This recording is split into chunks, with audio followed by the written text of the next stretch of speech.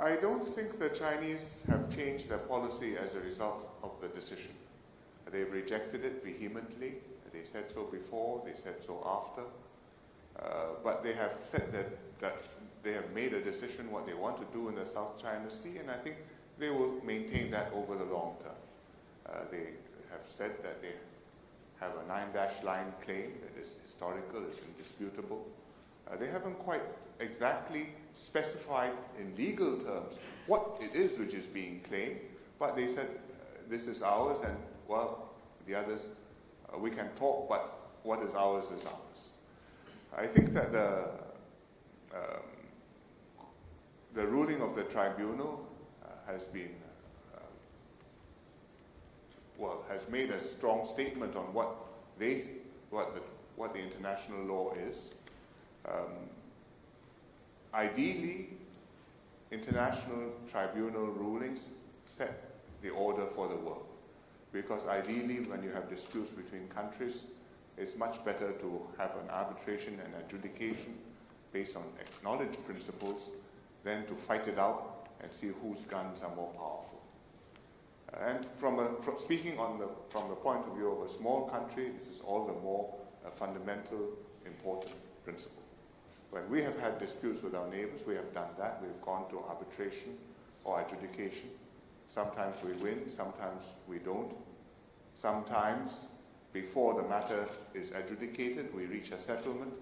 And, well, it's an impartial, objective, peaceful way of resolving issues. And ideally, all problems in the world could be settled like that. But the world is not like that. And big powers particularly have interests which sometimes lead them not to follow this path. For example, UNCLOS, which is the UN Convention on the Law of the Sea, under which the recent tribunal ruled, America signed it but hasn't ratified it. So America is not bound by UNCLOS. And that makes it harder for you to take a position when other countries follow or don't follow the provisions of the UN Convention. But when you look at China and you see what they have, the stance they are taking, well, you wish it were otherwise, but it's for big power not an unprecedented thing to happen. I think in the South China Sea, none of the countries want to push it to the brink. I mean, they have interests, they have claims, they would want to maintain them, but nobody wants to go to war.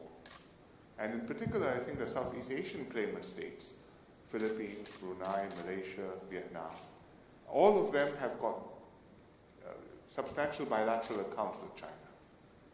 Trade, tourism, investments, aid. Therefore, while this is a thorn in the relationship, it is not the whole relationship. And therefore, it's going to be a problem, not solved for a long time, but I don't think it's going to lead to a complete souring and a complete breach. It needs to be managed. There are things you can do to calm things down, to make it less likely that you have a mishap which goes out of control. We have a declaration of conduct on the South China Sea. It's just a declaration of good intentions.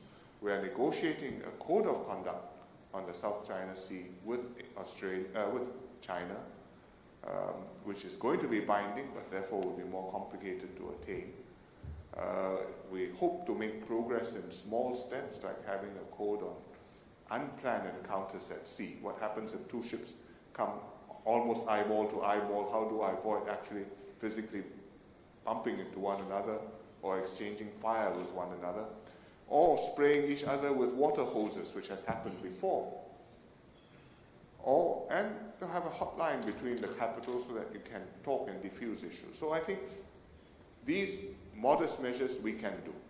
But solving the problem, to have countries having taken positions claiming sovereignty, claiming rights to maritime seabed resources, to have countries walk back from those and say, well, it's not quite so absolute, and it wasn't quite clearly mine after all.